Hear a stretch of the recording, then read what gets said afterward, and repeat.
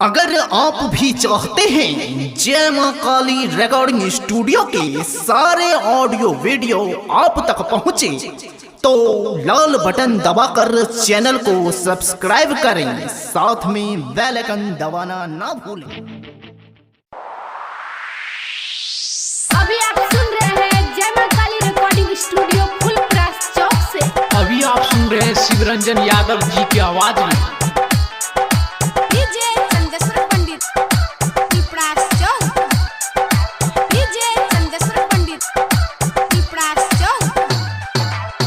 करे छला प्यार तू हमारा से बेटर तबो किया खोज लेला दूल्हा गई दोसर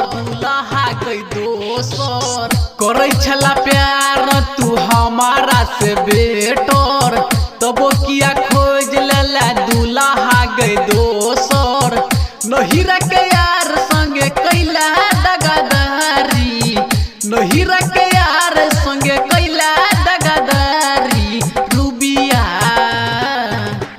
मर जबो खाके रुबिया जहर के पूरिया, मर जबो खाके रुबिया जहर के पूरिया, जहर के पूरिया, जहर के पूरिया।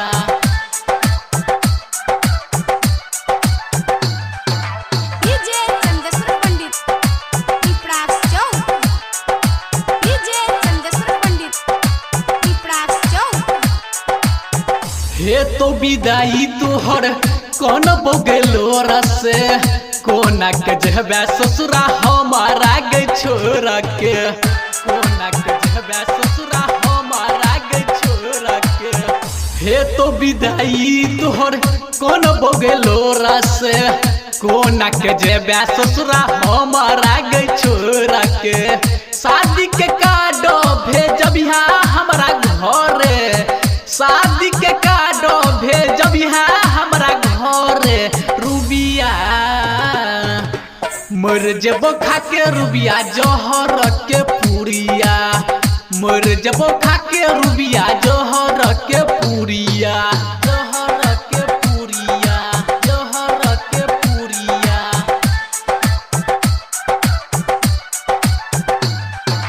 डीजे चंदेश्वर पंडित पिपरास चौक, डीजे चंदेश्वर पंडित पिपरास चौक। करी हागे सोलहो सिंगार सैया के नाम के मेहदी रचबिहा है गई हमरो गे नाम के, मेहदी रचबिहा है गई हमरो गे नाम के। करी हागे सोलहो सिंगार सैया के नाम के मेहदी रचबिहा है गई हमरो तू नाम के। पोखर पक्का मिलल बिसरबे की गे गोरिया, पोखर पक्का मिलल बिसरबे की गे गोरिया रुबिया।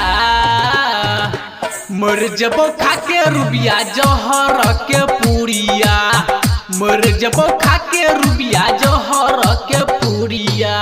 अभी आप सुन रहे हैं जय मां काली रिकॉर्डिंग स्टूडियो फुलप्रास चौक से। अभी आप सुन रहे हैं शिवरंजन यादव जी की आवाज में।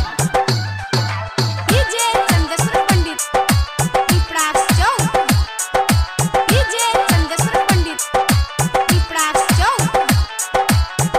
अमित उज्जवल के घर गेला सोज के डीजे चंदेश्वर गे छेलो तोर दोहे जापे, डीजे चंदेश्वर गे छेलो तोर दोहे जापे।